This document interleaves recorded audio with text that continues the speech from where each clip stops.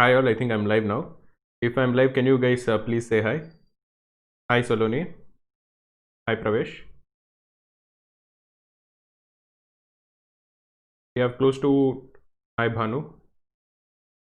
Hi to everyone. If you guys have just joined, can you guys please like the stream? We have more than 200 people live. If you can get close to say 120 or 130 likes, that will be a good start to the session. Hi Abhishek. Hi Utkarsh. Utkarsh has come for many of the streaming sessions, so I'm actually quite happy to see him again. Abhishek Singh is saying, sir, we would like to know your VRC strategy for the exam. Might be helpful for a lot of us. VRC, similar to what I do in LRDI, I first look at all the passages. There are some passages which interest me. There are some sort of passages which which I'm not very comfortable with. For example, scientific passages or passages with respect to biology, uh, anthropology, like insects, animals, genes, chromosomes. These are things which I'm not very comfortable with. Anything which is related to current affairs or anything which is related to history. So there are certain types of passages that I like to read. So I always attempt those passages first. And after every passage, I try to take a break. By break, I try to attempt 1 or 2 VRC questions because a reading comprehension set is very intensive. So when I concentrate on it, I don't want to think about anything else. But once I finish the RC set, and I always try to finish the RC set one way or the other, I don't want to come back to the RC set to attempt later because that way I feel my brain will be more peaceful. Otherwise, I'll have to put more extra pressure on my head, which I don't want to do. So normally I attempt all the one RC set at a time. I pick the ones that I'm more comfortable with, and I attempt VRC questions, verbal questions in the middle. Chaitanya Kohli saying, hi, Marti sir. Hi, Chaitanya. How are you? Ayush Negi saying, are you going to score full marks this time here also? Last time I didn't score full. I scored full only in one section. I scored full only in quant. This time also I'll try to do well. If I get good marks, then it is always. Yes, is asking, sir, do you have a separate course for DM, that is decision making for ZAT? If not, please will you make some videos on it? We have just launched a course for crash course for ZAT. The crash course will start immediately after CAT is over. So if you would want to enroll to it, you can always enroll to it. Anybody who has purchased our complete Krakow, that is the full package for CAT, will be automatically upgraded so that they'll get access to the ZAT batch also for free. We have close to 350 guys. So this session, Mugdha is asking how long will this session last? I'm not so sure. We have a list of formulas. They are important formulas which I want to go through. I'll start with the first formula in the next 2-3 minutes. I just want to answer a few questions before we go to the first formula. You can think that it will last for probably around 1.5 hours. I'll try to wrap it up in 1.5 hours, but let us see. Vaishnav is asking, are there any last minute tips for LRDI? I would just say that don't make any silly mistakes and read the entire instructions that are given very thoroughly, because many times I've seen people do silly mistakes wherein they don't read the set properly, or maybe they don't take a particular constraint into consideration. So don't let that happen. That is the only thing that you can do in the remaining 3-4 days. There is not much that you can do, but if you do have time, I would still suggest go through the CAT 2017, 2018 and 2019 LRDI sets that are given in both the slots. I think that will be an excellent use of your time. You can find those papers for free on our website in Krakow, and you can find even the video solutions for free on our YouTube channel. Prabhat Mishra is saying, sir, please do make one stream on LRDI. We have done many streams on LRDI. I don't plan to do any more streams. I wanted this to be the last stream, but let us see. It depends on, if many people want it, then probably I'll do it. I'm not so sure. Let us see. Singara Ganesh is asking, who all are giving CAT from Krakow team? We always have a bunch of guys who are our content managers. They are young guys who are preparing very seriously for CAT. So those are guys who score between 97 and 99 the earlier year. Those are guys that we hire to help us in building very good content for CAT. So all of them are taking CAT. Other than them, even we are taking CAT. That is me, Saili and Srikanth. All of us are also taking CAT.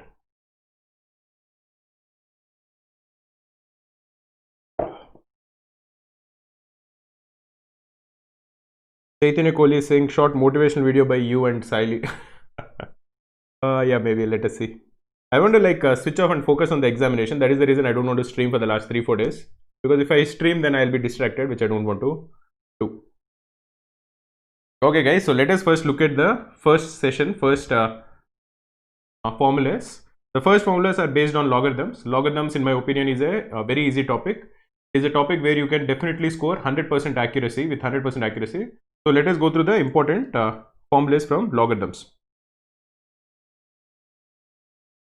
We'll also have a test in this. So whenever I give a formula, sometimes I will give a question to it. So if you want to take part in the test, please go as usual to kraku.in/live.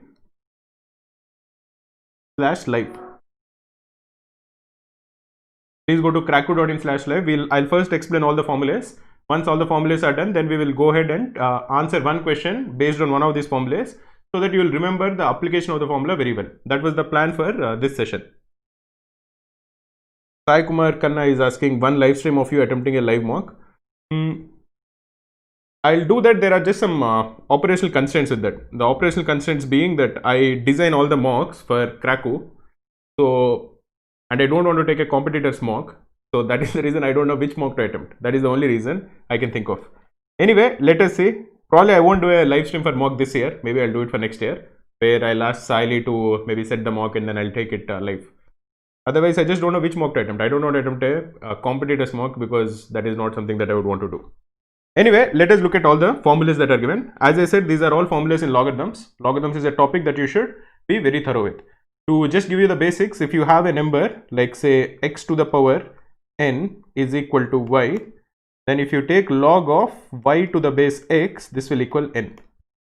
So for simplicity, if you are looking at it as a log of like say 10 square is equal to 100, then log of 100 to the base 10 will equal 2. Once you understand this formula, there are just a bunch of a few formulas that are there in logarithms. If you know them, then you will be able to attempt all the questions in logarithms. One question is log of 1 to the base of any number is equal to 0. So log of 1 to the base 10 is 0, log of 1 to the base 5 is 0. To the base of any number, log of 1 is 0.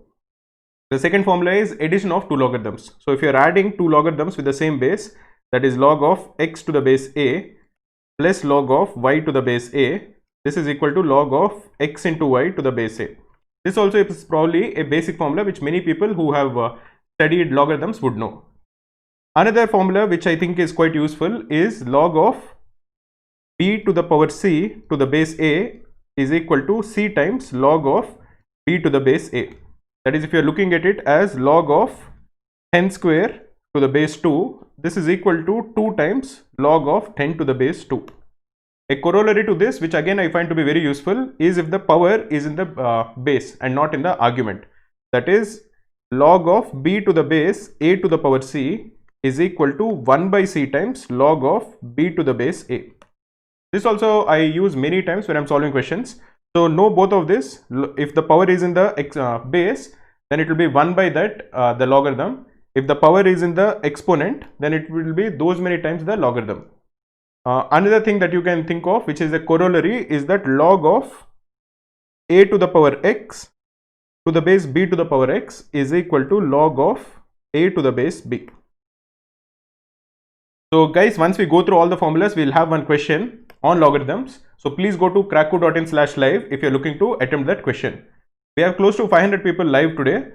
If you guys can please like the stream, then it will reach more people and it will help us quite a lot. The next question is over here. This also is a formula which I think is quite useful, which is if you are having log of x to the base b as a power of b, then it is equal to x. For example, if you are looking at 3 to the power log of 5 to the base 3, because the number is equal to the base in the exponent, this is equal to 5. Similarly, if you are looking for 10 to the power log of 15 to the base 10, this also is equal to 10 is equal to 15.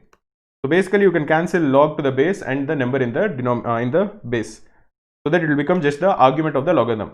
This also is a formula which I find to be quite useful. So if you think about it, there are not too many formulas, and each of the formula can be easily derived from one formula or the other in logarithms itself.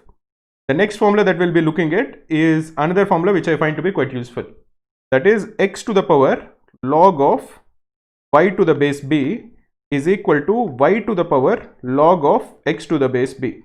So you are basically interchanging the argument of the logarithm with the number in the to whose exponent we are actually raising. That is, if you are saying 2 to the power log of 5 to the base 3, will be equal to 5 to the power log of 2 to the base 3. You can keep interchanging these two numbers if you are keeping the base in the exponent to be constant. The next one we have just described. This is just an corollary of the earlier version, which is that log of b to the power 1 by n to the base a is equal to log of b by a by n. That is, you are basically taking b to the power 1 by n outside the logarithm. So you are multiplying the logarithm with 1 by n. This is another formula which is again often used, which is that log of b to the base a is equal to log of b to the base c divided by log of a to the base c. That is, you can divide the argument and the base by taking a logarithm with a common number. For example, if you are looking at log of 5 to the base 3, this is equal to log of 5 to the base 2 divided by log of 3 to the base 2.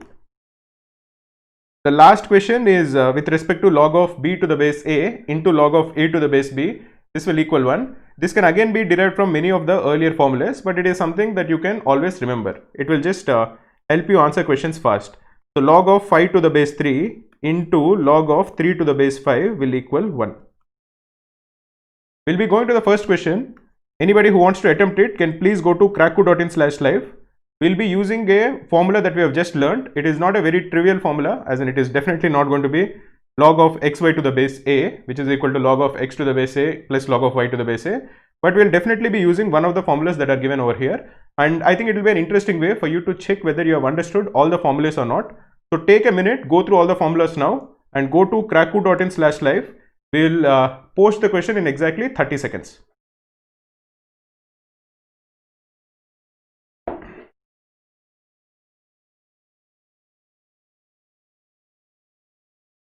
Anybody who wants to take it can go to cracku.in/live. Soumya Kashyap is asking, where is the test? The test will be, you can take it in cracku.in/live. We'll launch the question in exactly another 10-15 seconds. We are just waiting for people to go through the formulas again so that they're comfortable, and we'll be launching the first question. Rajkumar is saying, I'm skipping logs as a topic. I think that's a very bad idea, because in my opinion, logarithms is a very simple topic, and it is one of the few topics where you can expect 100% accuracy. That is, if you know a few formulas, you will definitely be able to answer that question. So try not to leave this topic. Okay guys, we'll be launching the first question.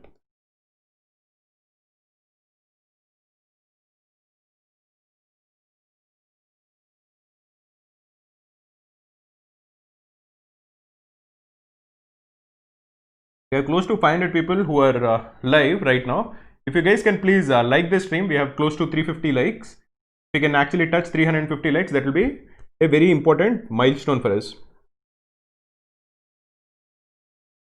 Pradeep GK is saying, my performance is going down these days. My results in Dashcat are becoming poor, although my attempt rate is the same. I think that is mostly because of nervousness. When the exam is coming close by, you tend to become more worried. Try not to do that.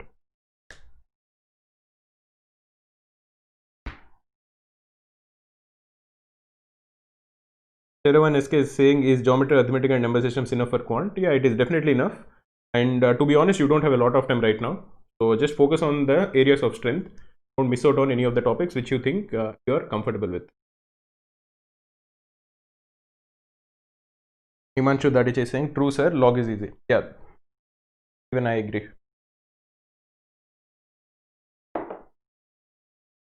Shivam Agarwal is saying, does Cracku provide offline coaching? We don't have offline coaching, we have only online coaching. We are starting a batch for CAT 2021. So if you are interested in enrolling to it, please send us a mail to support@cracku.in. We'll let you know once we launch the course. We'll probably launch it immediately after CAT. Plan to launch a course for XAT 2021 and even for CAT 2021.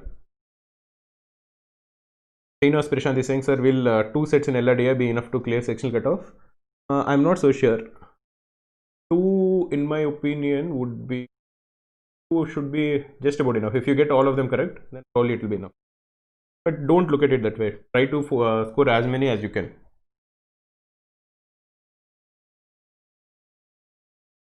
Another thing that you should remember in logarithms is that in a logarithm, the argument has to be positive.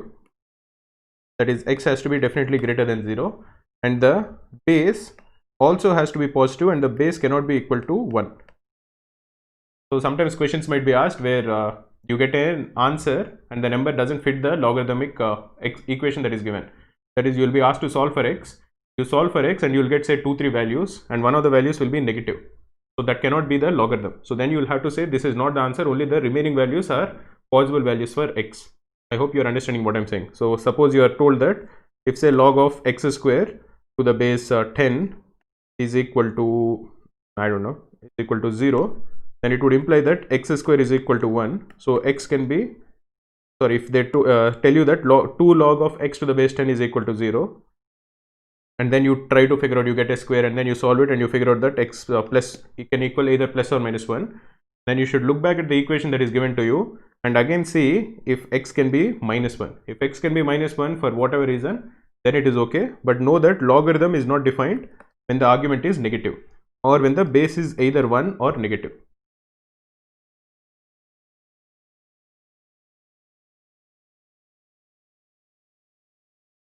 Off context question, but can we use Control F in the cat window? In general, I would say don't try those kind of things. I don't think you will be able to do Control F, but in general the cost of trying any cheeky tricks is too high, so I would suggest I would recommend don't do any such thing. Okay guys, let us try to answer this question. We have 566 people live right now. If you guys can please like the stream and subscribe to our channel, that will be very useful.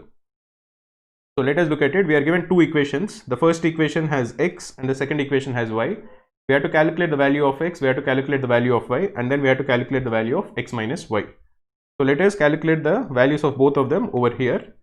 In the first equation we have 3 to the power log of x to the base 2 is equal to 5 by 2 plus 5 by 4 plus 5 by 8 plus dot dot dot.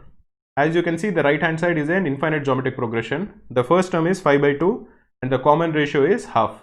So if you have a geometric progression which is of the form ar square, ar cube and so on, where the value of r lies between 1 and minus 1, that is the modulus of r is less than 1, then the sum of this geometric progression s is a by 1 minus r.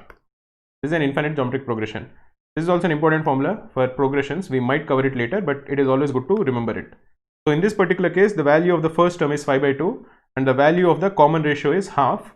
So the right hand side is equal to 5 by 2 divided by 1 minus half, which is equal to 5 by 2 into 2, which is equal to 5. That is 3 to the power log of x to the base 2 is equal to 5, or this would imply that log of x to the base 2 is equal to log of 5 to the base 3, or x is equal to 2 to the power log of 5 to the base 3. This is the value of x. Let us try to calculate the value of y. Y also you have a similar equation, 3 to the power log of y to the base 5 is equal to 1 plus half plus 1 by 4 plus dot dot dot till infinity. This also is an is a geometric progression, an infinite geometric progression where the first term is 1 and the common ratio between consecutive terms is again equal to half. So the right hand side will equal 1 divided by 1 minus half, which is equal to 2. So 3 to the power log of y to the base 5 is equal to 2, or log of y to the base 5 is equal to log of 2 to the base 3. So y is equal to 5 to the power log of 2 to the base 3.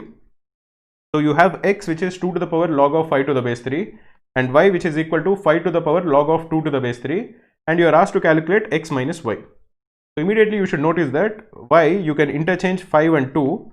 So 5 to the power log of 2 to the base 3 is equal to 2 to the power log of 5 to the base 3, which is exactly equal to x. Therefore x is equal to y and the value of x minus y is equal to 0. I hope most of you were able to get this correct. 51 people have gotten this correct and 117 people have gotten it wrong. So that is fine. Let us try to look at the next formulas. The next formula is with respect to profit and loss. This also I think is an important topic.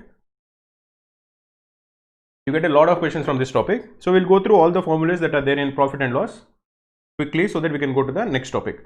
In my opinion, this is again a very simple topic. There are not a lot of complications that can be asked in this topic. So for any item you have a selling price and you have a cost price. Now the profit is selling price, that is SP minus cost price, which is CP. If selling price is greater than cost price, you have a profit. If selling price is less than cost price, then you have a loss. And if you're looking for the percentage profit, that is equal to profit, you divide it by cost price, and you multiply it by 100. So for example, in this particular case, just to make people understand it, if you have a item, you buy it for 80 rupees, which is the cost price, and you sell it to somebody else and say the selling price is equal to 100, then the profit will be 100 minus 80, which is equal to 20, and the percentage profit will be equal to 20 divided by 80 into 100, which will be equal to 25%. Then you have selling price, you have cost price, and then you have mark price. The mark price is something that people price up and then they give a discount on the mark price and then they sell it at the selling price. So suppose there is a shopkeeper, he bought the something at say 80 rupees, he bought a book at 80 rupees and he marks up the price to say 120 rupees. This is basically like the MRP. And on this he gives a discount of 20 rupees. And then he will sell it at mark price minus discount, which is equal to 100. Now if you're looking at the percentage discount, that will be 20 divided by mark price, which is 120 into 100. So this will be something like 100 by 6, which is approximately equal to 16.66%. Remember only one thing, which I think is very important. The profit percentage, the denominator will be the cost price, and for the discount, the denominator will be the mark price. Normally, the denominator will not be selling price unless otherwise specified. Okay, so if you are calculating the percentage discount, you have to calculate it on the mark price. If you are calculating the percentage profit or the percentage loss, the denominator has to be the cost price. Finally, another similar question is asked where there are subsequent discounts that are given or subsequent profits that are taken. So one of the important one type of questions which are asked often is that there is one person A, he buys a book for say 80 rupees, then he marks up the price by 10% and he sells it to somebody else. Say he sells it to B. B also marks up the price by another 10% and then he sells it to his friend. What is the final price? So to do that, you can either calculate it normally, which is by saying that okay, the cost price of B will be 80, which is his cost price, which is the cost price of A, into 1.1, which is equal to 88.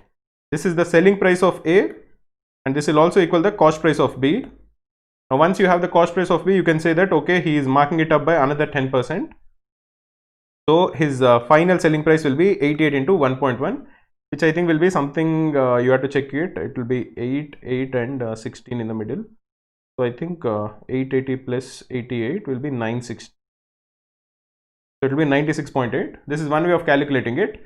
Or you can directly apply the formula, which says that if there are subsequent discounts that are being given or if there are subsequent markups of prices, then the total percentage of profit will be equal to x plus y plus xy divided by 100 percentage.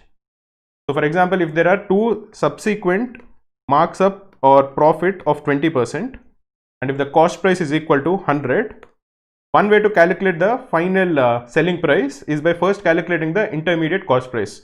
The first intermediate cost price will be 100 into 1.2, which is equal to 120, and you again multiply 120 with 1.2, so you will get 144. This is one way of calculating it, and then you figure out that okay, the overall profit percentage is 44%. Or you can directly apply the formula. Over here it will be 20 plus 20 plus 20 into 20 divided by 100 percentage. 20 into 20 divided by 100 will be 4. So the overall percentage will be 20 plus 20 plus 4, which is 44%. These are basically the important formulas that can be asked in profit and loss. Let us look at the next topic. This is with respect to interest.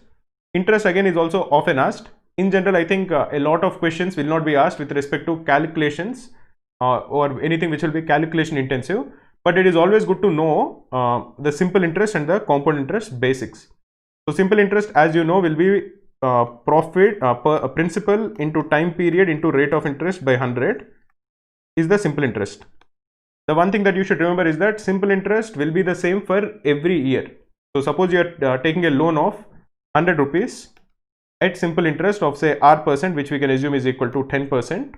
Then every year the interest, the simple interest will be equal to 100. It will be equal to 10, which will be 100 into 10 divided by 100, which will be equal to 10.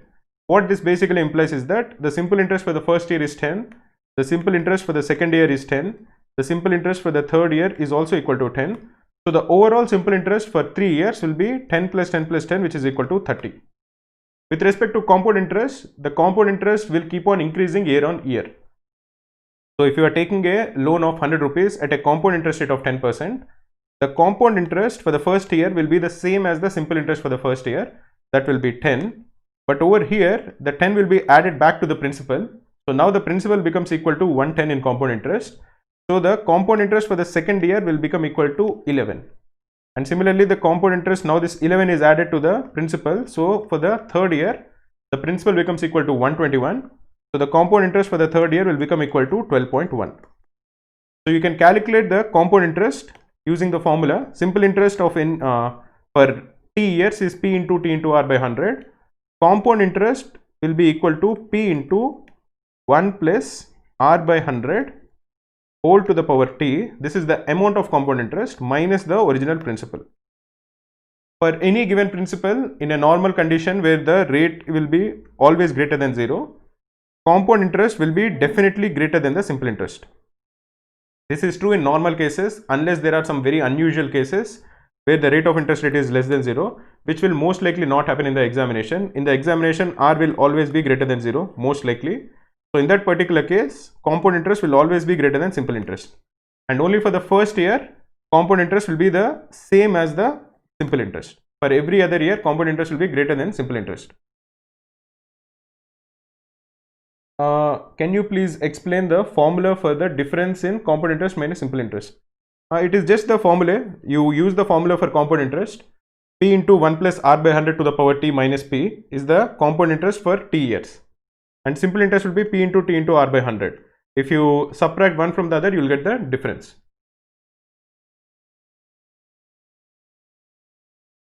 Ronak Basu is saying, sir, could you explain the concept between compounding the interest semi-annually and biannually? Always confused between the two. I don't know what biannually means. If semi-annually is if you are compounding it every 6 months. It is a very simple concept, the compounding of semi-annual interest. So if you have a principal, suppose somebody takes a loan of 100 rupees and the rate of interest is say 20%, and this is say compounded annually, and if you have taken the interest for say 2 years,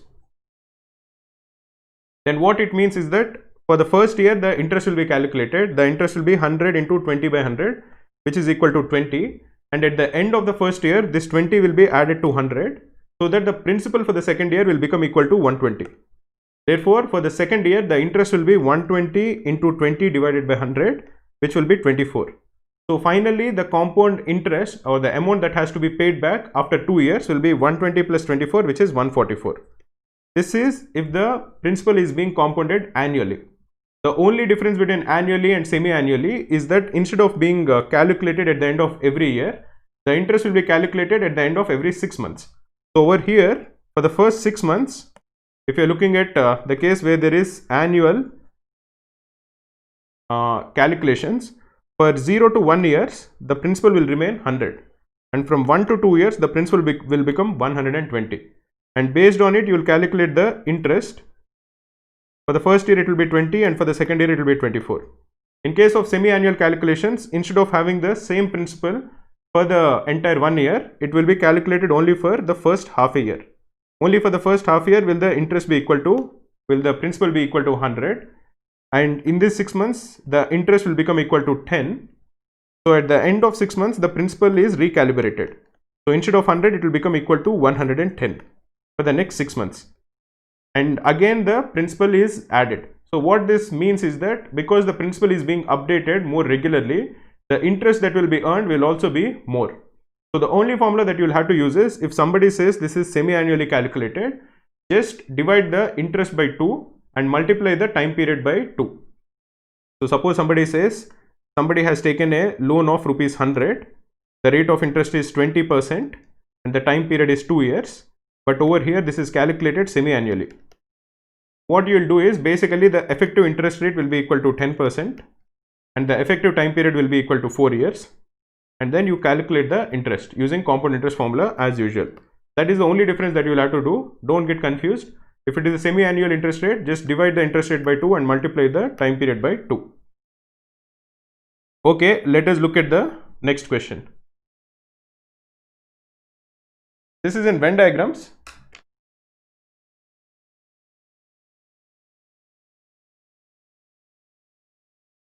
Venn diagrams, I think, is a very important topic. There is a reason why I say Venn diagrams is important, because you might get one question in quant, but there is a very good chance you will get one question in LRDI. Very good chance, in my opinion. So knowing how to draw the LRDI, especially 3-dimensional LRDI, that is 3-parameter LRDI, I think is very useful. Aditya Malviya is saying paise double triple concepts. Paise double is very simple, no? Agar my Hindi is not very good, otherwise I would have spoken in Hindi more. If somebody says the amount has to double, it would imply that the compound interest amount should be double that of the principal. So based on it, you can calculate the time period that is needed. So suppose you are taking a principal of 100 and you have taken time period of t and the rate of interest is r, and if you are required to find out the time period at which this doubles, you are basically saying 100 into 1 plus r by 100 to the power t will equal 200. So you will be given one of r or t, and based on it you will have to calculate the other one. So you have one equation and you will have one unknown, and you should be able to calculate it. Equal EMIs concept. Equal EMIs concept is basically something like this. So suppose somebody says you have taken a amount of 100 and you have to pay back by the end of 2 years, and you pay back by equal installments. One installment you pay back at the end of 1 year, and one installment you pay back at the end of 2 years, and then the loan is closed. What is the value of the installment that you are paying? We'll solve a very simple example based on this so that you can understand it well. So let us assume that the rate of interest is equal to 10%. So the amount is rupees 100. Let us assume that the equal installment is X. So what is the interest for the first year? The interest for the first year will be 100 into 10 divided by 100, which is equal to 10 rupees. So the amount at the end of the first year will become equal to 100 plus 10, which is equal to 110. Now from this 110 you have paid back X rupees. So what is the principal for the second year? The principal for the second year is 110 minus X. And 110 minus X for the second year, the rate of interest is 10%. So 110 minus X into 1.1 will be the amount due at the end of the second year. But you have paid back another installment of X. So this will equal X. So based on this, you will get a equation for X which you can easily solve. In this particular case, it will be 110 into 1.1, which is 121, is equal to X plus 1.1X. Or basically the value of X will equal 121 divided by 1 plus 1.1. You can use the calculator to figure it out. You can look at the formula also, it will be something which is very similar to this. But if you understand the concept, you will be able to appreciate the way to solve it much better.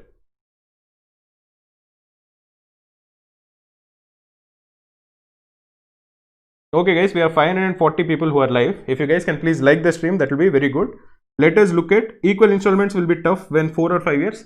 Not really, there is a formula, just apply the formula. But if you understand the concept that I have just mentioned, just assume that the installment is X, keep on decreasing the principal, and it equate the final installment that is due, final amount that is due to equal the installment, then you should be able to get it. Okay, let us look at Venn diagrams questions now. So Venn diagrams, in my opinion, as I was telling you earlier, is a very important concept. If you look at the diagram, it looks very complex, but don't look at the diagram and don't get very worried. We'll go through it with a simple example.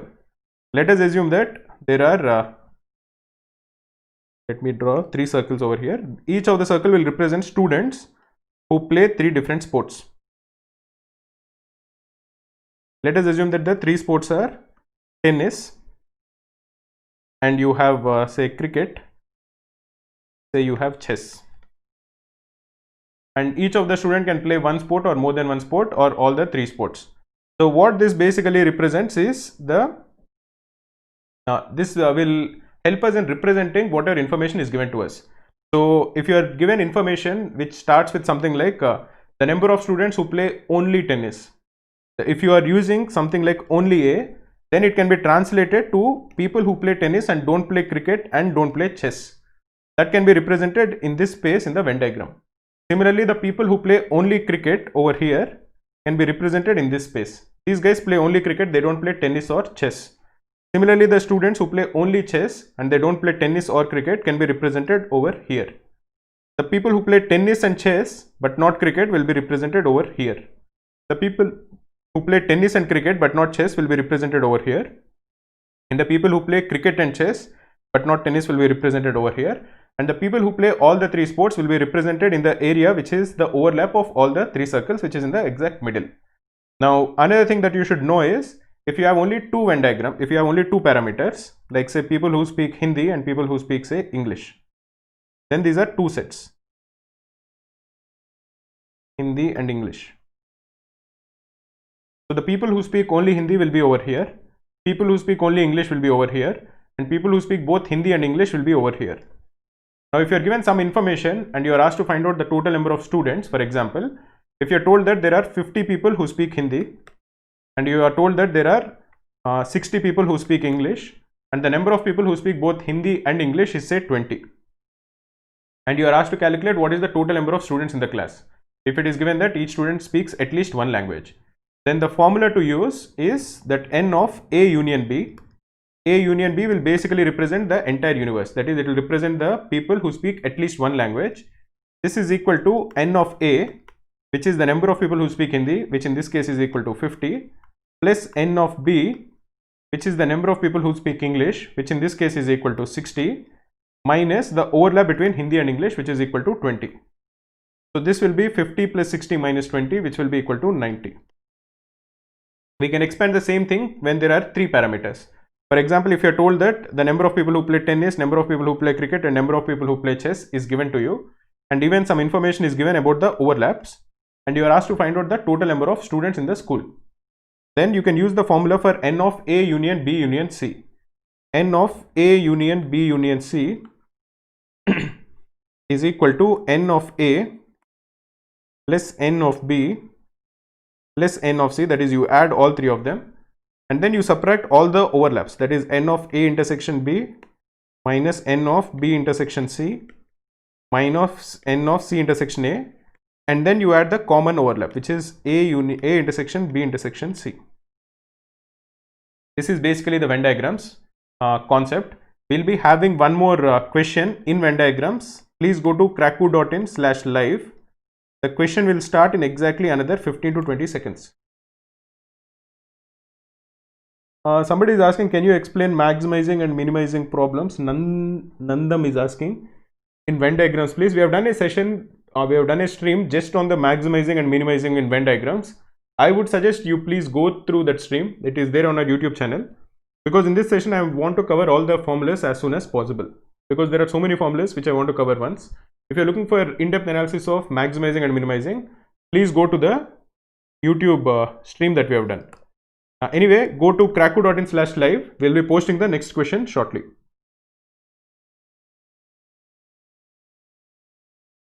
Raghuveer Dubang Gupta is asking how long is today's session? I don't know, man. I wanted to do it for 1.5 hours. Maybe it will go slightly longer. I don't know. Let us see.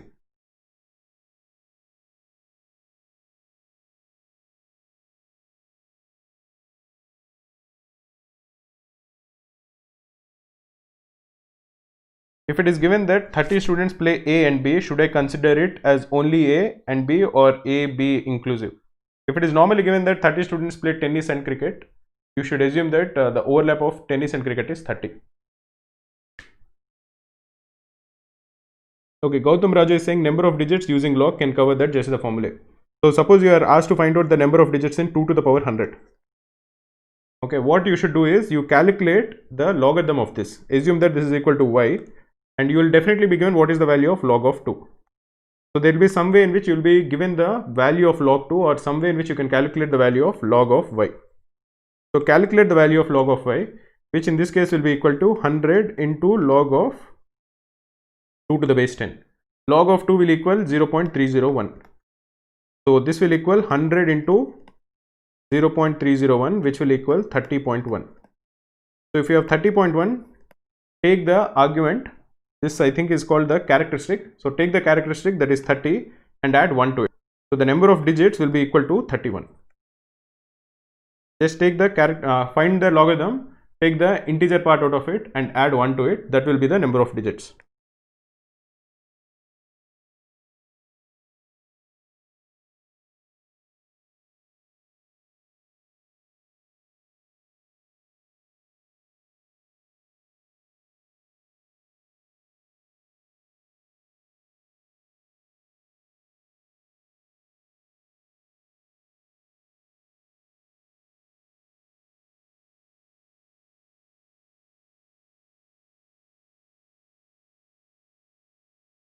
Rashim Bagga is saying all previous live streams are available on your YouTube channel. Sorry, found out about Kraku recently and already bumped out. Yeah, all the previous streams are available on our. You should check it out and please subscribe to the channel also so that you don't miss out on any of the future streams.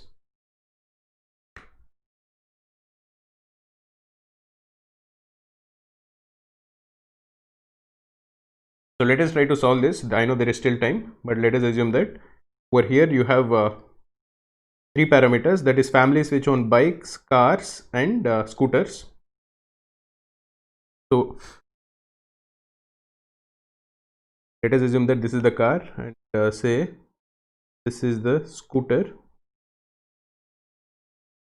this is say the bike.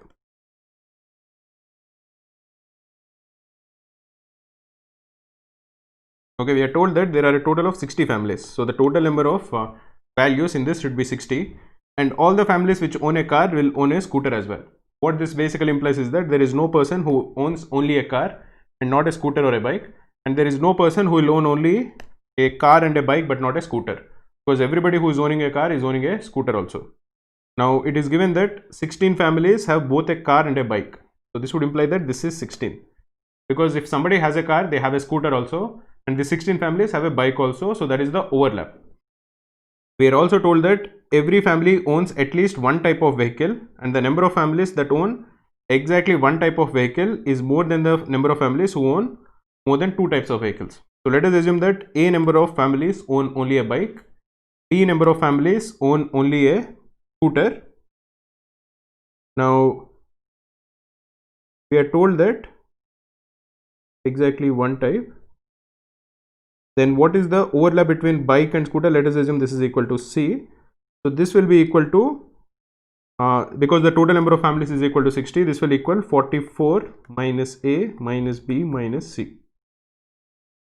We are required to find out the sum of the maximum and minimum number of families that own only a bike. So we are required to find out the maximum and minimum value of this A min and A max.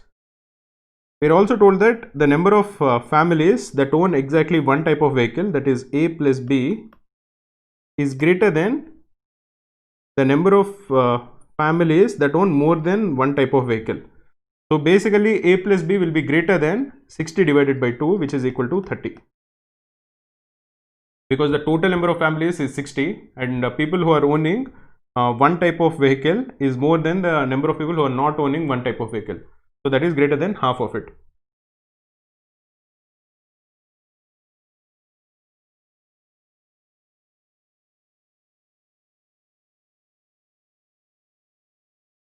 Okay, it is also given that no family has just a scooter and a bike. So this also is equal to 0. So this will be equal to 44 minus A. So we have only 2 variables A and B, and we are given A plus B will be greater than 30. Now what we are required to calculate is the sum of the maximum and minimum families that own only a bike. That is, we are required to calculate the maximum and minimum value of A. Now in this particular question, you know that the minimum value of A will be equal to 0. You can assume that there is no family which owns only a bike. So you can modify the remaining numbers in such a way. You can, for example, make B to be equal to, I think if B is 44, that should suffice. And you can make this also to be equal to 0. Or B can be any number. You will just ensure that A plus B is greater than 30. So if B is 31, even that should suffice. Anyway, the minimum value of A which you are looking for can be equal to 0, and the maximum value of A will be equal to 44, because you want 44 minus A minus B to be a non-negative number. You don't want the number of people who are owning only a car and a scooter to be negative, because that doesn't make sense. So the minimum value of A is 0 and the maximum value of A is 44. So the sum of these two will be equal to 44, which will be the answer. So let us did not get the 30 calculation. It is given to us over here, no? Although it is not really needed to solve this question. It is given that the number of families which own exactly one type of vehicle. What is the number of families which own exactly one type of vehicle? That is A plus B is greater than the number of families that own more than one type of vehicle. What are the families which own more than one type of vehicle? That is 44 minus A minus B plus 16. So this is 44 minus A minus B plus 16. So if you look at it, if you simplify this, A plus B will be greater than 60 divided by 2, which is equal to 30. Another way in which I calculated it is, if you are told that there are one type of people, that is people who own exactly one type of vehicle, and they are greater than everybody else, then it would mean that the quantity that you're talking about is greater than 50% of the total. So that way I felt that this will be greater than 30. If you just put the information that is given to you, even then you will be able to calculate that A plus B will be greater than 30. Arif is asking how 44 came. 44 came because you know that the number of people who own all the three types is 16. If all the three people is equal to 16 and you know that the total number of people is equal to 60, so the number of people who own only a car and a scooter will be 60 minus 16, which is equal to 44, minus A minus B. Okay, let us look at the next question. Arithmetic progression and geometric progression is again a concept which is often asked. Arithmetic progression, you have a list of numbers. They differ from each other by a constant difference. So numbers like say A plus D, A plus 2D, and so on. This is an arithmetic progression. Between any two consecutive terms, the difference is the same. In this particular case, the difference is equal to D. Now, if you are given the first term to be equal to A and the common difference to be equal to D, the nth term will be equal to A plus n minus 1 into D. And the sum of the first n numbers will be equal to n by 2 into 2A plus n minus 1 into D. Now, a simple extension of that is the formulas that we have just described over here, which is the formulas for the sum of the first n natural numbers and this formula for the sum of the first n natural number squares. So, for example, if you are looking at the sum of the first n natural numbers, that is 1 plus 2 plus 3 plus dot dot dot till say 100. This you can use the arithmetic progression formula to calculate it, or you can just remember it. This will equal n into n plus 1 by 2. In this particular case, that will be 100 into 101 divided by 2. So this will be equal to 101 into 50. Similarly, if you are asked to calculate the sum of the first n natural number squares, that will be 1 square plus 2 square plus dot dot dot plus say 10 square. Over here the formula is n into n plus 1 into 2n plus 1 divided by 6. So for this particular case, it will be equal to 10 into 11 into 21 divided by 6. You can simplify this. This will be 35 into 11. I think this will be equal to 385, but you can calculate it. You just have to apply this formula. Another extension of it, which a question might be asked, is if you are told to calculate the sum of all the even number squares. That is, say you are asked to calculate the value of 2 square plus 4 square plus 6 square plus 8 square plus dot dot dot till say plus 50 square. How are you going to calculate it? If you know the answer, just put it on the chat. You don't need to explain to me, you don't need to give me the exact answer, but if you can give me how you are going to calculate it, that I'll explain it shortly.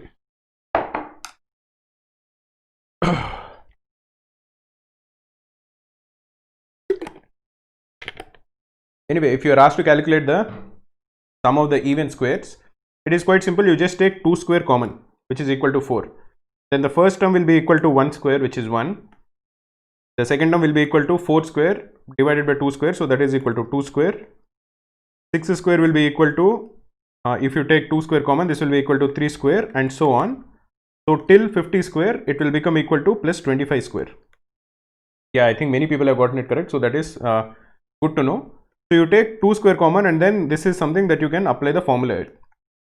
So this will be equal to 25, the number in the bracket, 25 into 26 into 2n plus 1, which is 51 by 6. You can use your calculator to calculate it and multiply it by 4. Similarly, if you are asked to calculate the sum of all the odd squares, that is, say you are asked to calculate the value of 1 square plus 3 square plus 5 square plus dot dot dot till 49 square. How are you going to calculate it?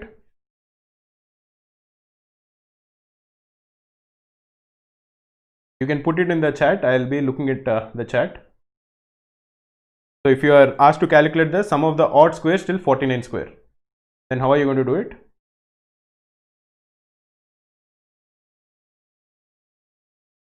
No, n square is actually wrong. N square is not correct. Many people are messaging n square.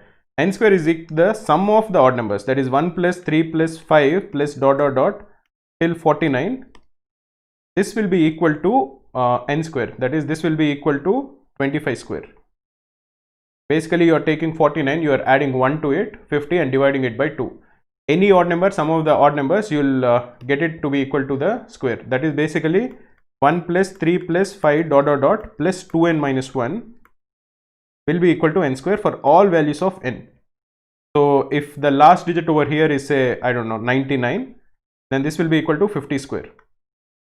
If the last number over here is, say, 199, then this will be equal to 100 square. But over here the left hand side is not the power of, it is just the sum of all the odd numbers.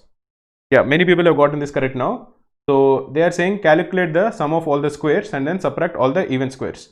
So for example, if you are asked to calculate the sum of all the odd squares, first calculate all the squares till 50 square. That is 1 square plus 2 square plus dot dot dot till 50 square. You can apply the formula to calculate the sum of all the numbers, the squares of all the numbers till 50 square.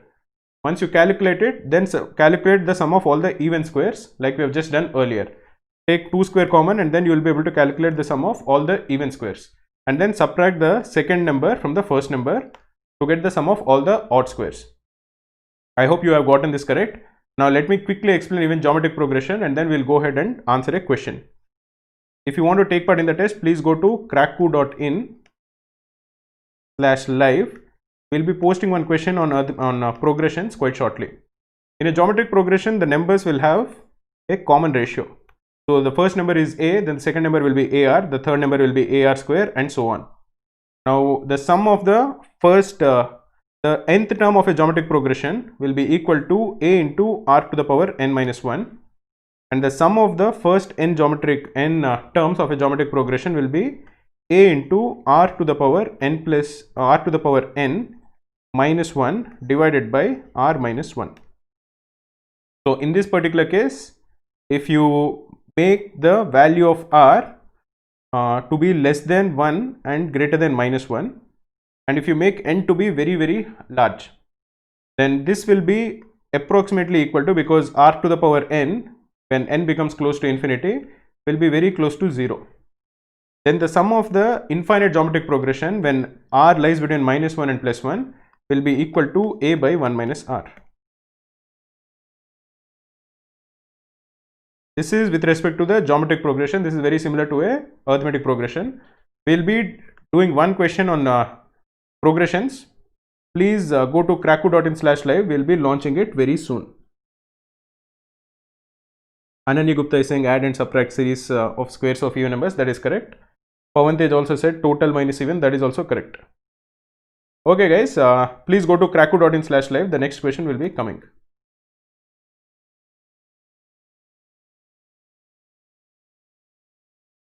This is actually not a very difficult question. I'll just come in a minute, drink some water and come. And please try to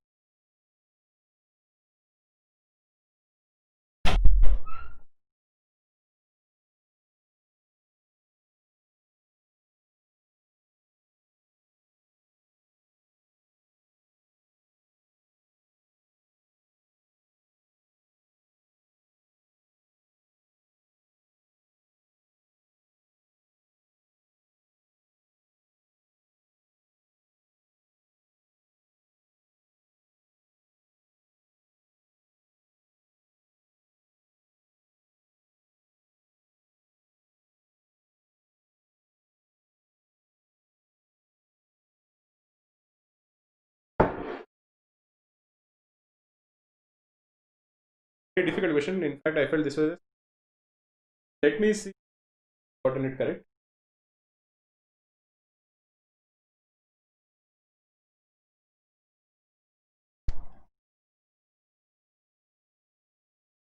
Megan is saying, can we not take 49 in the first term and then subtract even till 48? That is also fine. You can do it in multiple ways. The answer will be the same. If you take till 50 and subtract 50 again, that is one way of doing it. Just take it till 49 and subtract till 48. That also will be the same. The answer will not change. Sir, please after this explain again the end part of the Venn diagram sum. Can you please go through our video that we have done specifically on Venn diagrams earlier, so that it will be easy for you, because there is a lot of things that I want to cover, so I want to go through it fast.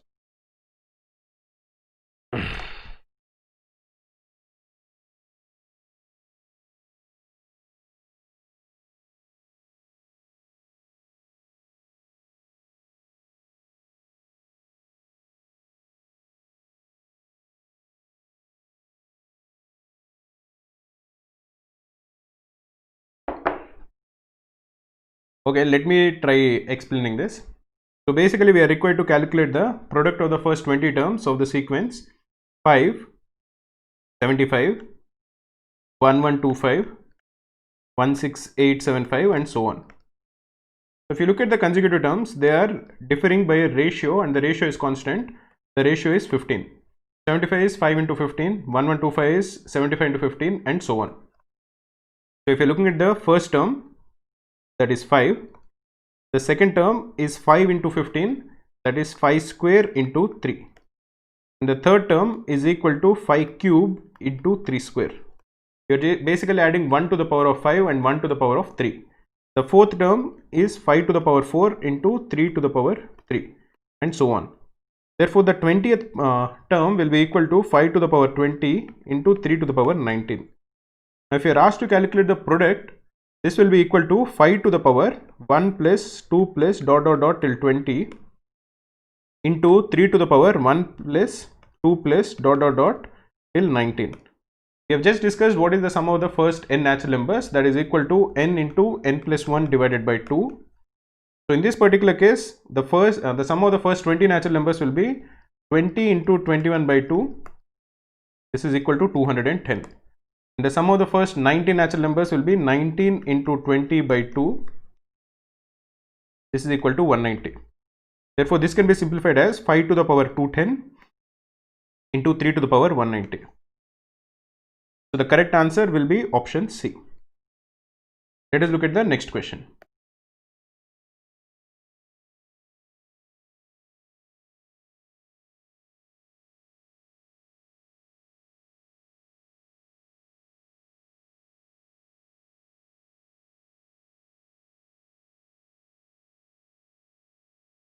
If you guys like what we are doing, can you guys please like the stream, so that that will be very useful for us. So the next one is with respect to time and work. These are questions that are often asked.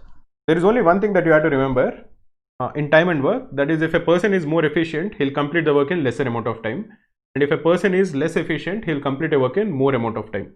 And in general, adding efficiency is more useful than adding the number of days that somebody is working. That is, if say A is taking 10 days to do a job, his efficiency will be 1 by 10. If B is taking 20 days to do a job, his efficiency will be equal to 1 by 20. You can add the efficiencies. If both of them are working together, you should not add the days. Just remember this one thing. And then you should be able to answer these questions quite fast. Another shortcut that people use to solve this kind of questions is, if X can do a job in A days, and if Y can do a job in B days, then if both of them are working together, the number of days in which they finish the job is A by B divided by A plus B. To give you a simple example, if say A does a job in say 10 days and B does a job in say 30 days, then if both of them are working together, the total number of days in which they can complete the job will be 30 into 10 divided by 30 plus 10. This will equal 30 by 300 by 40, which is equal to 7.5 days. This is about it. I think we should solve a question, then we will feel more comfortable in answering these kind of questions. Be ready. If you want to take part in the test, please go to kraku.in/live. If you go to kraku.in/live, you will get a question. The question will be based on time, work and distance, time and work. So basically remember that you can add the efficiencies, you can't add the number of days that they work. Okay. Interesting. There was a question that was supposed to come, but it didn't come. But I think that is unfortunate, but I don't think we can do anything about it. Okay, let us look at the next concept, which is with respect to speed of water and speed of a boat. So I'll explain the concept and I'll give a simple problem so that we can understand it better. So suppose this is a problem that somebody has just asked me actually in a Telegram group that we have. So probably we can answer that question. I'll give that explanation also now. So if somebody is going in a stream, then if they are going upstream, that is if some boat is going in a still water, if the speed of the boat is say S, and if there is a stream, if there is water, and if the boat is going against the direction of the water, and if the speed of the water is W, then while going upstream, that is when it is going against the water, the speed of the boat will be S minus W, and the speed of the stream will speed while going downstream is S plus W. This is the very basic concept with respect to the speed of a boat upstream and speed of a boat downstream. Now let me remember the question because there was some technical error. I'll explain the question and then you guys can try to answer it. So there is a person who is going in a boat and he travels for 1 kilometer. He is going upstream and then his hat falls down. And he doesn't notice that the hat has fallen down and he continues going upstream. Now after 5 minutes, he notices that okay, my hat has fallen down, and then he starts rowing downstream. And then he catches up with the hat at the exact point where he started. Now we are supposed to calculate the speed of water. I hope you guys have understood the question. So the question is like this: a person who is wearing a hat is rowing his boat upstream. He rows the boat for exactly 1 kilometer when his hat falls down, but he doesn't notice that the hat has fallen down, so he continues to row upstream. After 5 minutes, he notices that his hat has fallen down, so he starts rowing downstream. And the hat meanwhile continues to go along with the flow of the water, and he catches up with the hat at exactly the point of intersection. So try to figure out the speed of water.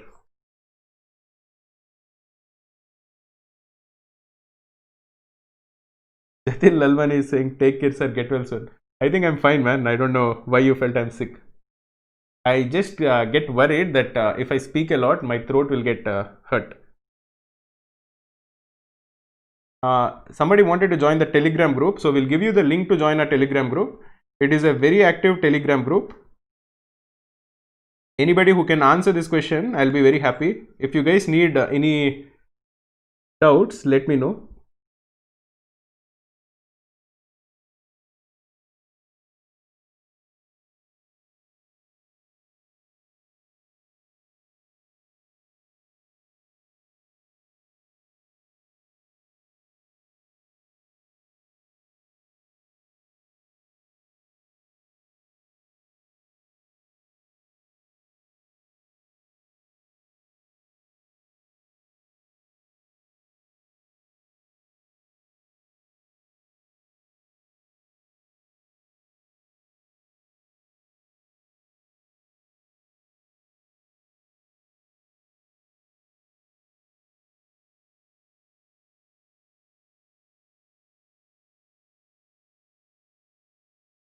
Give me.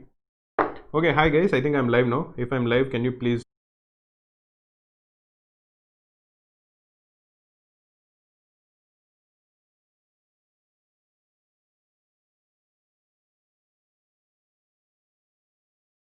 Yeah, it has restarted.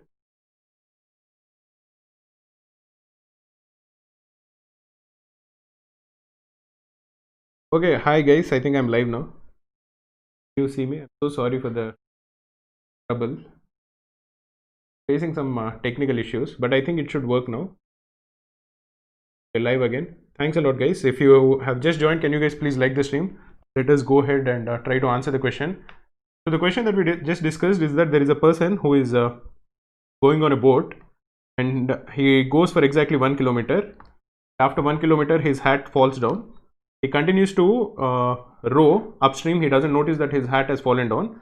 He rows for exactly 5 minutes. Then he notices that his hat has fallen down and he starts rowing downstream, and he comes back and he meets the hat at exactly the starting point, and we are required to calculate the speed of the water. We have discussed the concept of relative velocity earlier with respect to the hat before we started having technical difficulties. But if you are looking at it, I'll just explain the concept of relative velocity. So if you're looking at it from the standpoint of the hat, suppose you're a small person who is standing on the hat. He doesn't know whether the water is moving or the boat is moving. He doesn't know that. He just sees that the boat is going away from him at s kilometers per hour. Consistently, initially it is going say to the right, and after 5 minutes the boat stops and it will start coming towards him at the same speed of s kilometers per hour. Therefore, it is going to take again another exactly 5 minutes to come back and meet the hat. Therefore, the hat has traveled for a total of 10 minutes, and in this 10 minutes it has covered 1 kilometer. So the speed of the water is 6 kilometers per hour. This is what we have discussed. Don't tell me we are stuck again, man. Are we stuck again? I am hoping that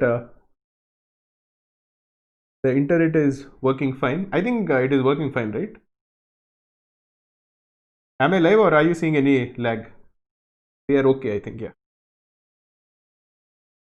Okay, so let us look at the next. Okay, so anyway, we have a question on this. I thought the question will be missing, so that is the reason I gave that example. Anyway, look at this question. This is also not a very difficult question. This will also give you an explanation for the upstream downstream concept that we just discussed.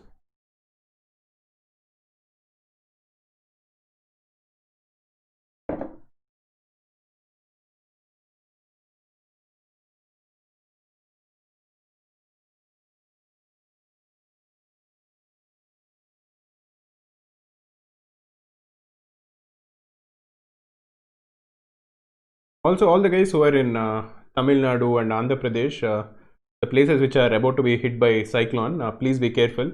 Stay inside. Don't go outside.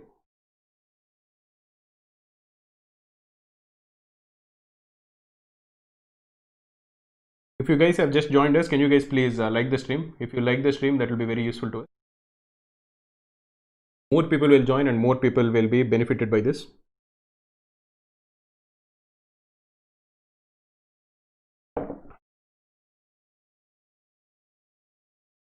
This is not a very difficult question, so I hope many people will get this correct.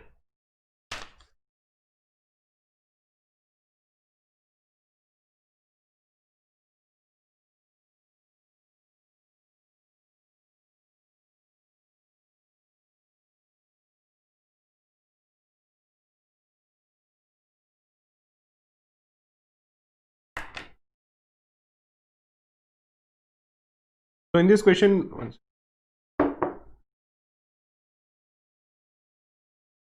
question, we are told that a man is using his jet ski, and he uses his jet ski to travel some distance upstream, and he travels the same distance downstream. The total time he takes is he takes 30 seconds more while traveling upstream than as compared to downstream, and normally he would take 80 seconds to cover the same distance, entire distance, to and fro in still water. So let us assume that the speed of the jet ski in still water is j. Let us assume that the speed of the water is s, and what is the distance that he has covered? Normally in still water he would take 80 seconds to go to and fro. So in one direction he would take 40 seconds. Therefore the total distance that he has covered in one direction will be equal to 40s. So this is equal to 40s in one direction, sorry, 40j. J is the speed of the jet ski, 40j in one direction, and he will come back the same distance, which is 40j. While going upstream, what is his speed? His speed will be equal to j minus s, and while coming downstream, his speed will be j plus s. So the time that he takes while going upstream will be equal to 40j divided by j minus s, and while coming downstream, the time he will take will be equal to 40j divided by j plus s. We are told that the difference between these two is equal to 30 seconds. So we can cancel 0, and so if you are looking at it, you take 4j common, this will be equal to j plus s minus j plus s divided by j square minus s square is equal to 3. You can cancel j on both sides.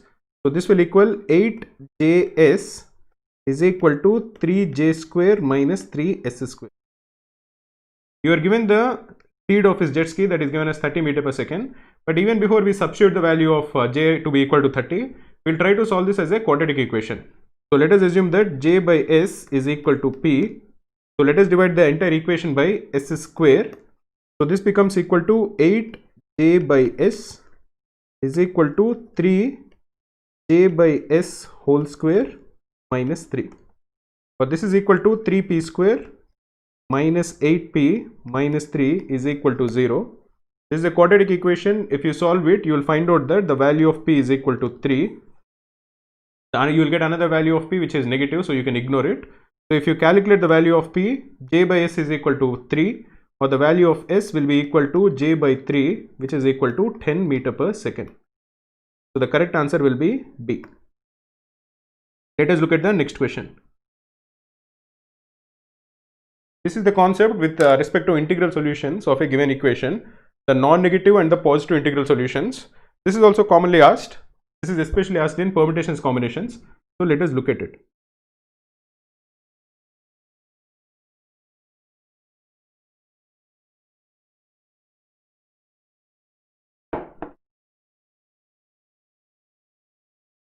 If there is any issue, let me know. Anand Sankhya has asked earlier what is the level of difficulty that I expect of DILR this year. That I am not so sure. In general, I would think this year the examination will be easy. This is just from a psychological standpoint. I feel that the people who are conducting the examination will not want to make the exam to be very difficult. They don't want the students to come out thinking that okay, I have unnecessarily attended this examination, because attending the examination itself is taking a risk. You will be attending a examination center which will have hundreds of other students. So just by coming to the examination, you are taking a risk. So they wouldn't want the student to feel that they have made a big mistake by just coming to the examination. So in general, I would think the paper will not be very, very difficult. Paper, I think, would be slightly on the easier side. But this is just my guess. I can be definitely wrong. Okay. Simran Daswani is saying, sir, please send the link for the formulas ka PDF. We'll post the link to download all the important CAT formulas in the chat right now. You can look at it, and then I'll let you know. Anyway, in this question, what is basically asked is, if you are given a set of variables and you are told that all of them are non-negative numbers, and you are given a equation which is of the form x1 plus x2 plus dot dot dot till xn is equal to s, how many such solutions are there for it? So just to give you a simple equation, you can calculate you can remember the formula. For positive integral solutions, it is s minus 1 c n minus 1. For non-negative integral solutions, it is s plus n minus 1 c n minus 1.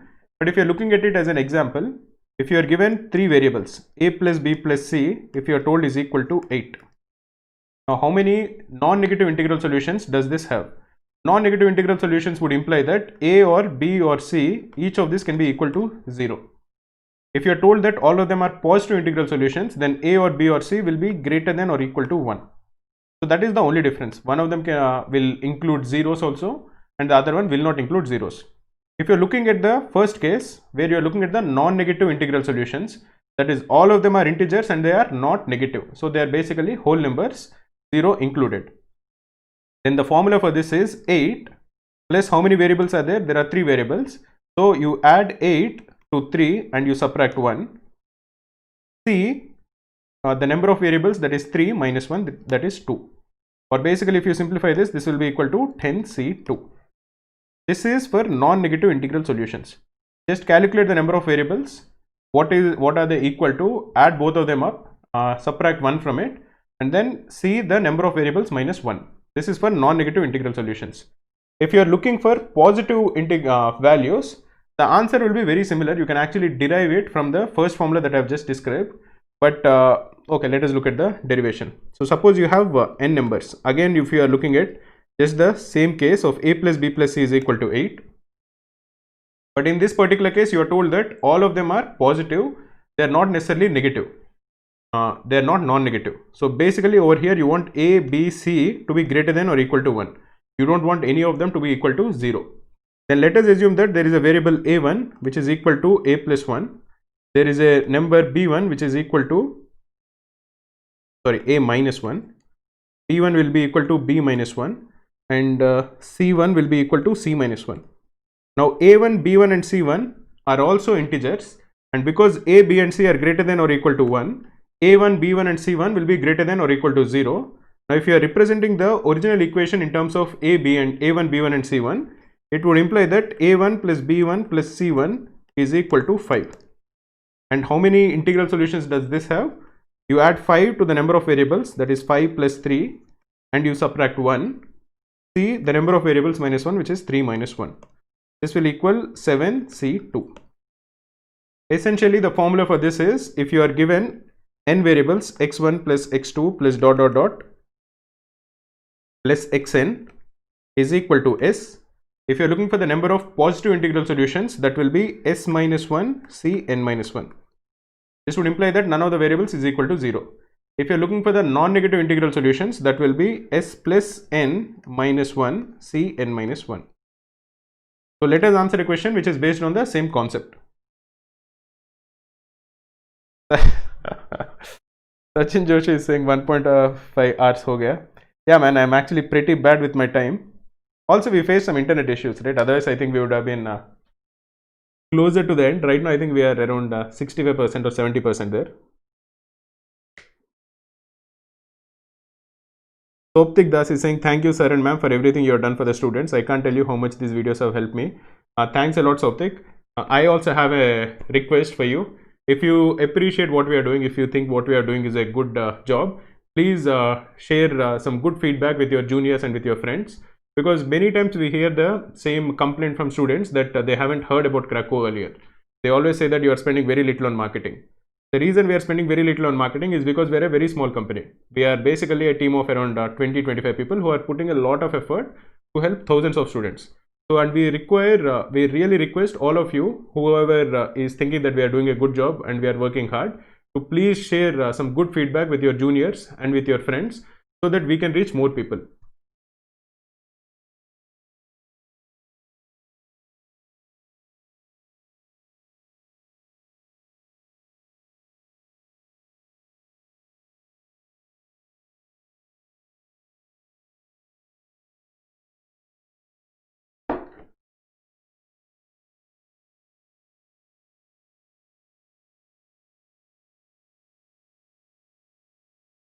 Okay, let us try to answer this question.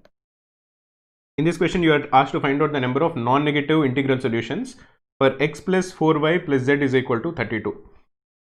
So over here, you are told that 4y, because y is an integer, 4y will be a multiple of 4. So let us consider different cases. If you are assuming that y is equal to 0, this equation can be transformed to x plus z is equal to 32. And how many integral solutions does this have? This will have 32 plus 2 minus 1, that is equal to 33 c1, 33. If y is equal to 1, the equation will be transformed to x plus z is equal to 28. And how many integral solutions does this have?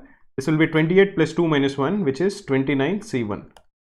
Similarly, if y is equal to 2, the equation will become equal to x plus z is equal to 24, and this will have 25 c1. So if you are adding up all of this, the total number of solutions for this will be equal to 33 plus 29 plus 25 plus dot dot dot plus 1. This is an arithmetic progression. The first term is equal to, you can look at it from the right hand side because it makes more sense, is equal to 1. The common difference is equal to 4. And how many terms are there? The first term is 1 and the last term is 33. So there are 9 terms. If you remember the formula for the sum of the arithmetic progression for the first 9 terms, this is equal to 9 by 2 to 2a, which is equal to 2, plus n minus 1, which is 8, into d, which is equal to 4. This is equal to 9 into 34 by 2, which is equal to 9 into 17, which is equal to 150. These are questions, or this is the difficulty of the questions that you can definitely expect in CAT. People who have just joined the stream, can you guys please like it? That will help us a lot.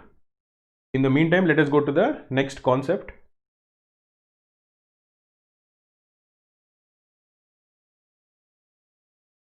we have given the link for, okay, there are a lot of formulas. Let me take a 10-second break before I explain all the formulas. In the meantime, you can just go through all the formulas.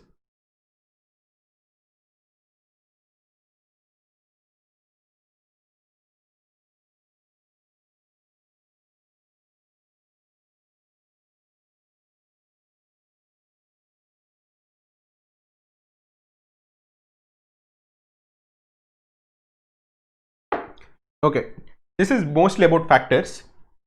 So suppose you are given a natural number n and you are asked to find out either the number of factors that the number has or the sum of the factors. The way to do it is figuring out the prime factorization of the number. So once you are given the number, do its prime factorization, that is figure out, express it in terms of powers of different prime numbers. Therefore, the number of factors that the suppose n is equal to a to the power p into b to the power q into c to the power r, where a, b and c are prime numbers, then the number of factors that it will have is p plus 1 into q plus 1 into r plus 1 into so on. For example, if you have a number which is say 20, the prime factorization of 20 will be equal to 2 square into 5. 2 is a prime number and 5 is a prime number. Now how many factors does 20 have? It will have 2 plus 1 into 5 to the power 1. So again 1 plus 1.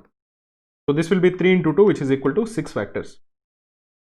Now the only numbers which have odd number of factors are squares. So this also can be asked, where you will be asked to find out the number of natural numbers which are less than or equal to 100, which have an odd number of factors. If a number has odd number of factors, then it is a perfect square. So if you are trying to find out the number of natural numbers which are less than or equal to 100, which have an odd number of factors, then the answer will be equal to 10, because there will be 1 square, 2 square, 3 square, dot dot dot till 10 square. All of these numbers will have an odd number of factors.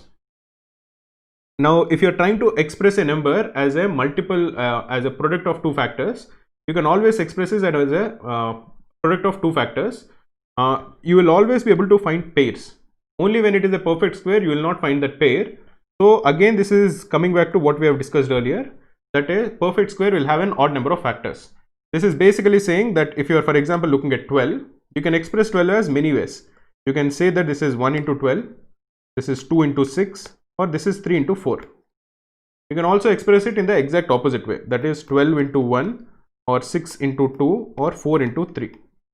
Only when this is a perfect square. For example, if you are expressing 36, you can express this as 1 into 36 or 36 into 1, 2 into 18 or 18 into 2, 3 into 12 or 12 into 3, 4 into 9 or 9 into 4. You'll get the same thing over here, which is the exact opposite of it. And then you will have one product which is 6 into 6. Because both the terms are the same, the way in which you express it will be just 1.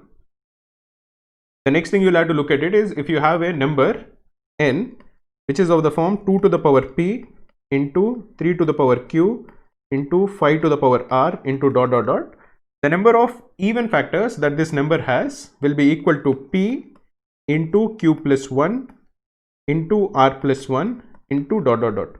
That is because in each of the remaining primes, the power can go from 0 to q or 0 to r, but only in the power of 2, the 0 is not allowed, because you are looking only at even factors. So the choice is from 1 to p. So over here it has to be p into q plus 1 into r plus 1 into dot dot dot. This is the number of even factors, and the number of odd factors will be equal to 1 into q plus 1 into r plus 1 into dot dot dot. The total number of factors, that is the even number of factors and odd number of factors, you will get by just adding both of them, which will equal p plus 1 into q plus 1 into r plus 1 into dot dot dot, as we have discussed earlier and as this is expected. Now the sum of the factors can be expressed as again take the prime factorization.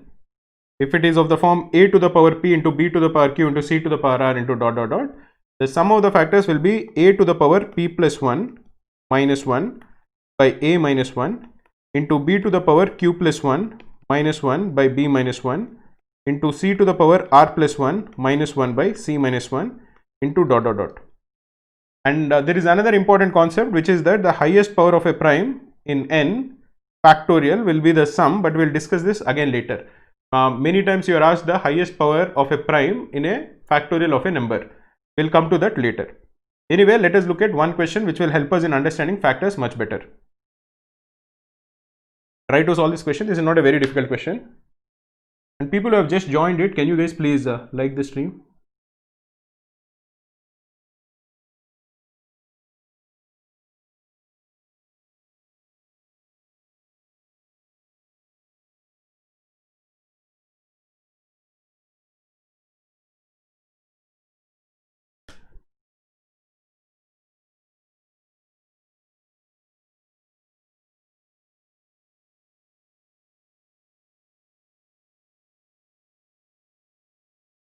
If you have any doubts with respect to any of the topics, you feel free to post them in the comments below.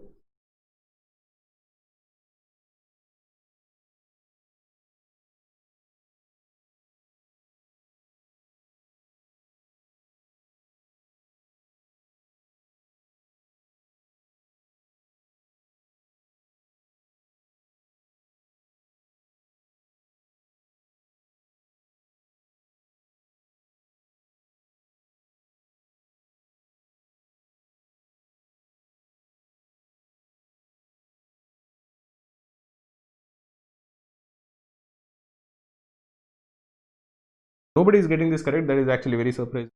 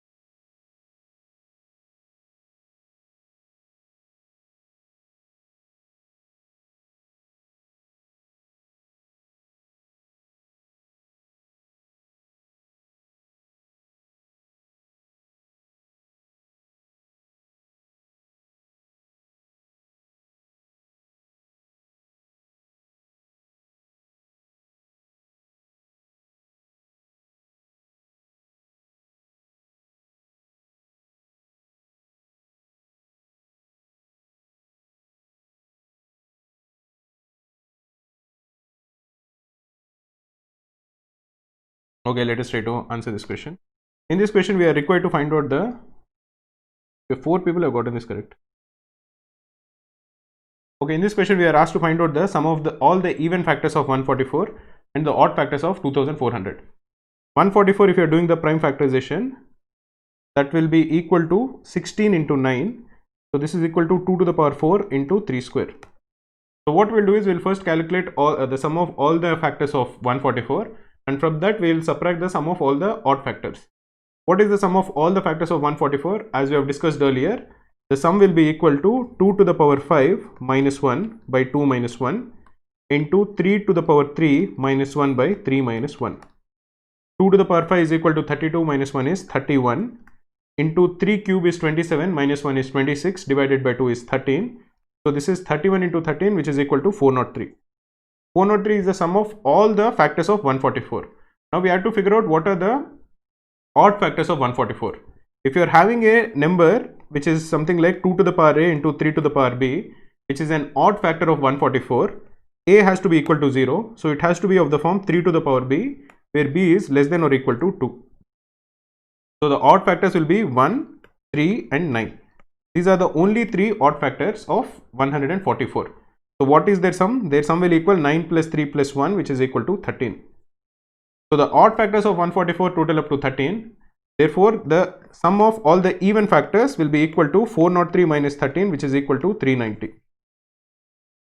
Now let us calculate the sum of all the odd factors of 2400.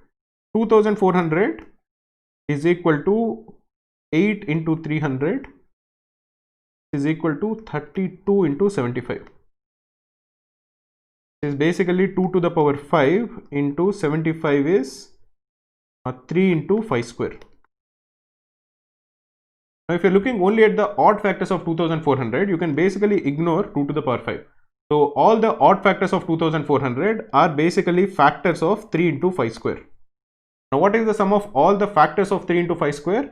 That will equal, this is because this is 3 to the power 1. This will be 3 square minus 1 by 3 minus 1 into 5 cube minus 1 by 5 minus 1. 3 square is 9, 9 minus 1 is 8, 8 divided by 2 is 4, into 5 cube is 125 minus 1 is 124 divided by 4, or this is equal to 124. So the required sum is 390 plus 124, which will equal 514. This will be the required answer. Okay, let us look at the next question. Okay, this also is an interesting concept which is often asked, which is with respect to mixtures and concentration changing, those kind of things. So this is basically, I'll just give a definition with respect to the concentration, and we'll do a question on concentration so that you'll be able to understand the kind of questions that can be asked. So if you have n liters of a mixture of solution C, and if the amount of liquid A is A, small a, then the concentration of A in the solution is told to be equal to A by N into 100%. This is basically the basic definition of concentration of a mixture. Let us look at a question on this topic, and then we will come back to it and explain it in more detail. Try to answer this question. To take part in the test, please go to cracku.in/live.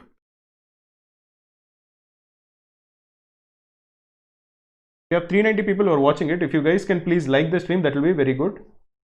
Srinivas Prashant is saying, is it okay to leave number systems? Yeah, there is not much that you can do now in number systems because it's a very vast topic. In general, I would not recommend leaving any topic, but if you have just 3 days, then I think it is not a topic that you should concentrate on. Focus more on geometry and arithmetic, they are very important.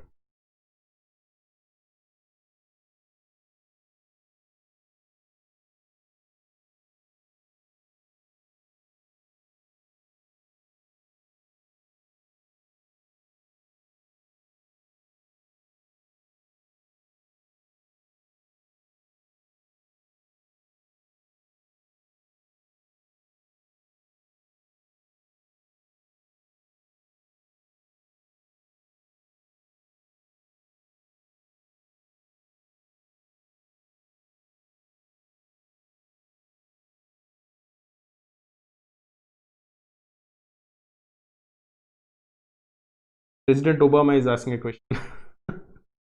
Normally, I don't answer fake profiles, but let me answer this. Will it be a tougher journey for incoming MBA graduates considering the current rough economic scenario? I think the worst is probably over. I think, in my opinion, if you start doing an MBA in 2021, by the time you come out, things will be much better. This difficult situation will pass away in the next maybe a year or so. So I think by the time you pass out, it should not be so bad. I think the people who are worst hit are the guys from the 2019 to 2021 MBA. And even the current year, I don't think is very good, because if you're doing MBA online, I'm not so sure that is you'll be able to gain all the experience that a physical MBA, or if you're doing MBA offline, will actually have. But what can we do? Abhinav Srivastava is saying, sir, is CAT going to be postponed? I don't think it will be postponed. I'm actually quite sure it won't be postponed. Anyway, cracku.in/live, let us try to answer this question now. In this question, we are told that Mr. Gupta was a chemist and he had alcohol and water, and the concentration of alcohol is 90%. Now, he asked his assistant to mix water to the solution so that the concentration will become 60%, but the assistant by mistake added the same amount of alcohol, and because of which the concentration of alcohol would have increased, but then he later realized and then he added water so that the concentration became 60%. The assistant had added 1 by 3 liters to the new concentration to make the concentration equal to 60%. What is the initial volume of alcohol in the solution? So let us assume that the initial volume of the solution is 10V. Therefore, the volume of alcohol is 9V. If the volume of alcohol is 9V and he adds some, he wanted to make the alcohol to be 60%, what should the volume of the solution be equal to? If 9V is 60%, the volume of the solution will be equal to 9V divided by 0.6, which is equal to 15V. So it should have been 15V, that is, he should have added 5V of water, but by mistake he added 5V of alcohol. So the amount of alcohol, instead of 9V, it has now become 14V. So now he realized his mistake and now he added water, so that 14V is 16% of the actual solution. So what is the total volume of the solution now? It will be 14V by 0.6, which is equal to 14V into 5 by 3. This is equal to 70V by 3. Therefore, what is the amount of water that he has added? It will be 70V by 3 minus 15V. This is equal to 25V by 3. Now we are told that 25V by 3 is equal to 4 by 3. So we can calculate that the value of V is equal to 4 by 25. Therefore, the amount of alcohol in the solution will be 4 by 25 into 9, which is equal to 36 by 25. This is equal to option D. So that is the answer. That is the amount of alcohol that was there in the solution initially. So this is about it for today's session. We'll be doing another session maybe tomorrow or day after tomorrow, where we'll be looking at complete all the formulas that are needed for geometry. Geometry in general is a very important topic which has a lot of formulas. So we'll be looking at a session which is dedicated only for geometry. This session was for entire arithmetic, probably some part of number systems, but we'll be dedicating one session for completely for geometry. We will let you know the timings very shortly, but to subscribe to watch it or to get the notification, please subscribe to our channel and please click on the bell icon. Then you will definitely get to know when we will be conducting a session on geometry. If you have any doubts or any questions, you can please ask us over here. We'll try to answer it. I'll take maybe another 1-2 questions before the end of the stream. Then we can call it a day. We'll be having one very important session on geometry formulas for CAT. Please try to attend it. We'll probably have it either tomorrow or day after tomorrow.